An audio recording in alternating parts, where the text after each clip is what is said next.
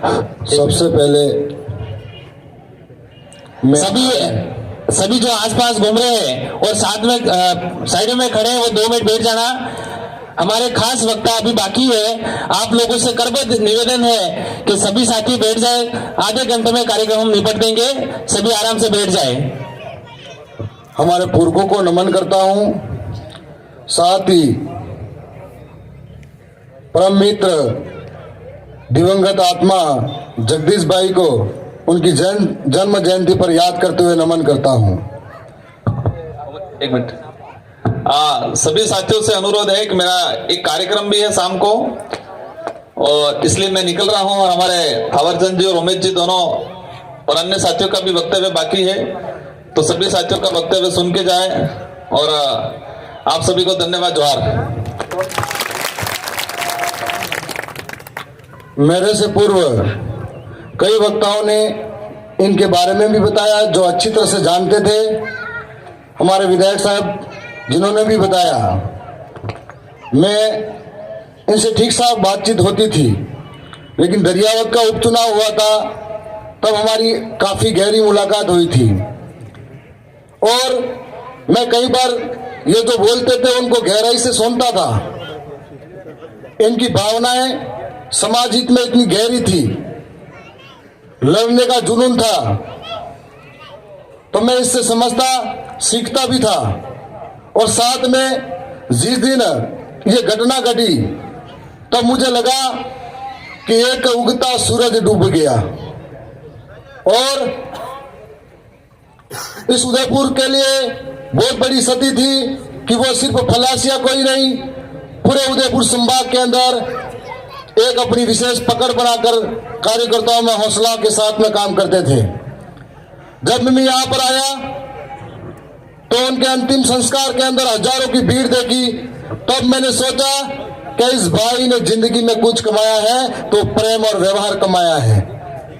और यहाँ आसपास के लोगों से पूछा तो बहुत सारे लोग निराश थे, जो मैं अन्य समाज के लोग भी थे, उनमें भी एक खामोशी थी कि यहाँ के इलाके के लिए एक ऐसा लीडर पैदा हुआ था जो यहाँ के लोगों के लिए लड़ता ही नहीं था। बहुत बड़े प्रयास हुए थे, पंचायत समिति सदस्य चुनाव जीत कर गए, तो इस फलासिया के अंदर उस मेंबर बनकर हर एक बात के लिए सबसे प्रगट आवाज उठाते थे। आज आपके बीच में, हम सब के बीच में वो नहीं रहे हैं, लेकिन हमारे विधायक साहब ने कहा था कि हम लोगों को सोचना चाहिए कि वो एक आंदोलन का हिस्सा थे। उस आंदोलन के माध्यम से समाज के एक गरीब तबके के साथ में हो रहे अन्याय, अत्याचार, जोर जुल्म और शोषण के खिलाफ एक लामबंद आवाज के साथ में खड़े थे। और साथ ही इस इलाके के अंदर जो हम लोग कहते हैं कि कुदरत के द्वारा एक प्राकृतिक माहौल मिला हुआ है, लेकिन आज तक जो लोग हमारे बीच में हमारा फायदा उठाकर गए थे, न तो शिक्षा पर ध्यान दिया गया, न यहाँ पर जो जल जंगल जमीन है उनको लूटने से बचा पाए। एक ऐसी आवाज थी जिनसे सारे लोग आस लगाकर बैठे थे कि इस जाड़ोर फलासिया के अंदर हो रहे शोषण अत्याचार से मुक्ति मिलेगी और उसके बाद में उनके जो शिक्षा का स्तर है उसके लिए सुधार होगा। लेकिन वो खामोश हो गई आवाज। उसके बाद में धीरे धीरे फलासिया के साथियों ने फिर से इस माहौल को, इस बढ़ते कार्यों को संभाला। ये बहुत बड़ी बात थी कि हमारे नेतृत्व करने वाले बीच में नहीं रहे और आप सब ने मिलकर संभाला। साथियों, हम लोग एक आंदोलन का हिस्सा है।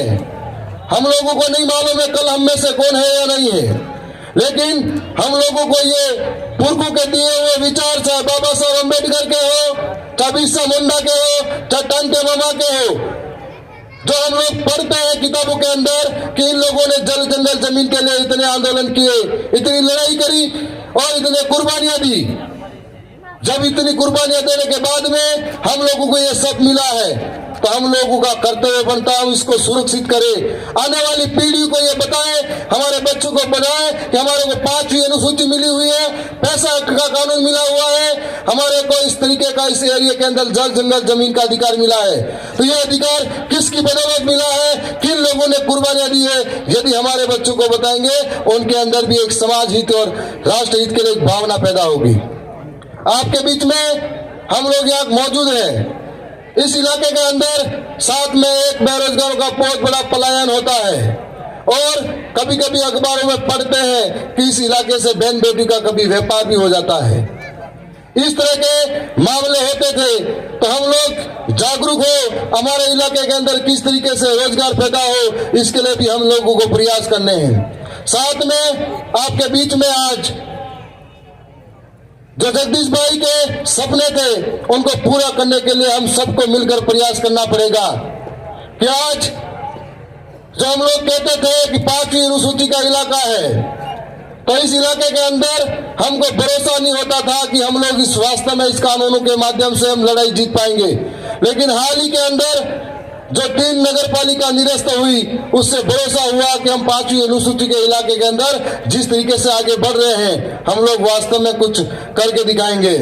आज आपके बीच में हम लोग और भी सुनते आए हैं, इस इलाके के अंदर कई ऐसे जनप्रतिनिधि रहते हैं जिनको चलाने वाले कोई और हैं और सारे यहाँ के जमीनों को छीनने वाले कोई और हैं। और ऐसे लोगों के खिलाफ जो कह रहे थे, मेरा एक भाई बता रहा था कि लोग क्यों नहीं समझ रहे हैं। लोग 5 साल सड़कों पे संघर्ष करते हैं, धरने और ज्ञापन देते हैं, जब जरूरत पड़ती है तो इधर उधर हो जाते हैं। जब वो इसलिए होता है कि आजादी के 70 सालों तक हर दिमाग में कुछ अंदर जहर भरा था, तो धीरे धीरे निकलने में समय लगता है। हम लोग हमारे बच्चों को और गांव में जाकर अगर समझाते हैं तो धीरे धीरे सारे लोग इस बात को समझेंगे। इसका ताजा उदाहरण है हमारे दरियावद विधानसभा के अंदर भी कि पहली बार जब मैं चुनाव लड़ा तो जीत कर गए, तो राजस्थान के अंदर सबसे कम खर्चे में जिताया। मतलब वो विचारधारा घर घर पहुंची थी। लोग इस बात को समझे थे, लोकतंत्र का मतलब समझे थे और लोकतंत्र में लोगों द्वारा लोगों के लिए शासन समझे थे। इस वजह से ये बात संभव हुई थी। आपके बीच में हम लोग यहाँ मौजूद हैं। मैं ज्यादा लंबी चौड़ी बात नहीं कहूंगा, लेकिन इतना जरूर कहूंगा कि हम लोगों को एक अवसर मिला है अपनी बात को विधानसभा के पटल पर रखने का। जब जब इस इलाके के अंदर हो, चाहे इस आदिवासी इलाके के अंदर जरूरत पड़ेगी, हम वहां पर छाती ठोक कर अपनी बात जरूर कहेंगे। चाहे कोटेड़ा के अंदर जो डैम बन रहे हैं, उस डैम के माध्यम से लगभग कई परिवार विस्थापित होने की संभावना है। ये सिर्फ कोटेड़ा की बात नहीं है, यह इसी तरीके का प्रतापगढ़ के अंदर भी कई जगह जमीन को लिए आंदोलन चल रहे हैं, बांसवाड़ा के अंदर चल रहे हैं। कभी खनिज के नाम पर आदिवासी को विस्थापित किया जाता है, तो कभी बांध के नाम पर विस्थापित किया जाता है, तो कभी विकास के नाम पर विस्थापित किया जाता है। लेकिन जो आदिवासी विस्थापित होते हैं उनके बारे में कोई अता पता नहीं रहता है कि उसके लिए कोई सुविधा नहीं होती है। इसलिए ये लड़ाई किसी एक अकेले की नहीं है, हम सब की है और हम सब मिलकर लड़ते हैं, इस लड़ाई को आगे तक पहुंचा पाएंगे। इस बार जो लोकसभा चुनाव आ रहा है, इस चुनाव के अंदर हमारी दरियावद विधानसभा भी आ रही है। हमारा इस बार का जो वोट होगा, एक एक वोट आने वाले बच्चों के भविष्य के लिए होगा। इस बार जो चुनाव आ रहा है उसके अंदर हम लोग हमारे जो आरक्षण मिला हुआ है इसमें छूट हो रही है, उसके लिए होगा। ये इस बार हम लोग आगे बढ़ेंगे, हमारे क्षेत्र की जल जंगल जमीन बचाने वाली आवाज को वहां तक भेजने के लिए होगा और ये सारे प्रयास हम सब मिलकर करेंगे। मैं पुनः उन पुरखों को नमन करता हूँ, साथ में मन्नारे जगदीश भाई को याद करता हूँ और मैं ये कहना चाहूंगा कि उनके माता पिता को भी मैं धन्यवाद देता हूँ।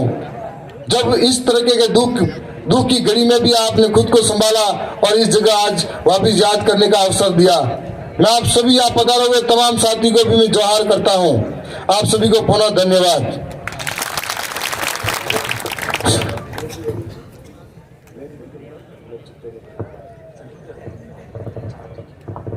बहुत बहुत धन्यवाद डामोर साहब।